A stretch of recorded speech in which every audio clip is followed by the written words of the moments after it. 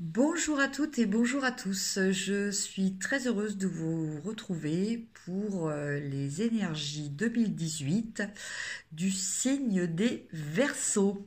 Alors, pour ça, j'ai utilisé le Golden Right Tarot, le Rider Waite Tarot, le Golden traditionnel, je vais y arriver. Voilà. J'ai tiré une carte pour chaque domaine, les domaines que l'on utilise en général, c'est-à-dire le domaine relationnel, le domaine professionnel et le domaine sentimental. Voilà. Et, et après, nous tirerons ensemble une carte de l'Oshozen Tarot pour voir un petit peu les énergies vraiment très générales et peut-être un petit peu plus spirituelles. Alors, ami Verseau, pour le domaine sentimental, j'ai tiré la carte de la justice. Alors, la carte de la justice, écoutez, en étant assez direct, c'est une carte qui nous parle de mariage ou de divorce. Voilà pour certains. C'est une carte qui nous rappelle de rester équitable, de rester juste, qui nous dit aussi que voilà, il va falloir prendre des décisions, comme sur cette carte, hein, la justice tient dans sa main droite, dans sa main gauche, excusez-moi, une épée, voilà, pour trancher, donc prendre justement les décisions. Donc on nous parle de vraiment de rester bien objectif. Ça c'est très très important, très très important. Donc attention aussi aux gens qui sont manipulateurs ou aux gens qui sont manipulés. Voilà, donc c'est vraiment une mise en garde par rapport à ça. Il faut vraiment rester dans le juste, dans l'équitable. Ça c'est très très important pour euh,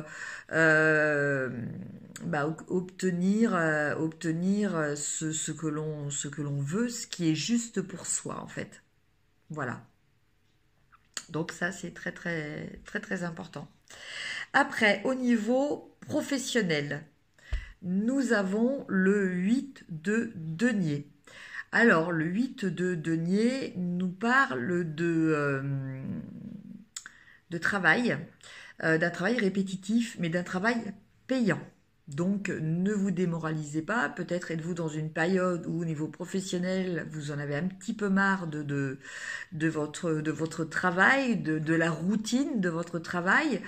Maintenant, dites-vous que voilà, ce travail est quand même payant. Donc à l'heure actuelle, c'est vrai que avec tous les problèmes de tous les crise et de chômage, même si on a un travail qui n'est pas toujours, qui ne correspond pas toujours à ce que l'on souhaiterait, quand c'est un travail qui vous apporte au moins une reconnaissance matérielle ou une reconnaissance au niveau de vos employeurs, bon, bah, c'est quand même très important. Cette carte aussi, elle est reliée au proverbe qui nous dit que c'est en forgeant que l'on devient forgeron. Donc, on nous parle peut-être aussi de progresser dans ce travail, c'est-à-dire peut-être certains vont faire des stages de perfectionnement. Peut-être pour les personnes qui sont au chômage, faire un bilan de compétences et peut-être comment dire, se remettre un petit peu sur les rails, hein, au niveau professionnel. En tout cas, c'est une carte qui est très positive et qui insiste sur le fait que l'on a beaucoup de capacités à développer au niveau professionnel.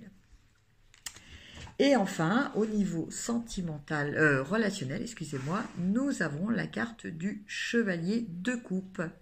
Alors, le chevalier de coupe, au niveau relationnel, donc qu'il soit amical ou familial, le chevalier de coupe nous dit de ne pas être trop idéaliste.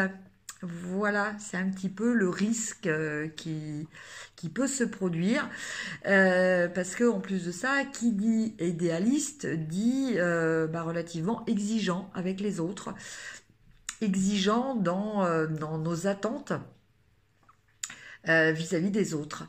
Voilà, donc cette carte nous met comment dire, en garde par rapport à ce manque d'objectivité que l'on peut avoir quelquefois au niveau relationnel, au niveau par rapport à certaines personnes qui nous sont chères.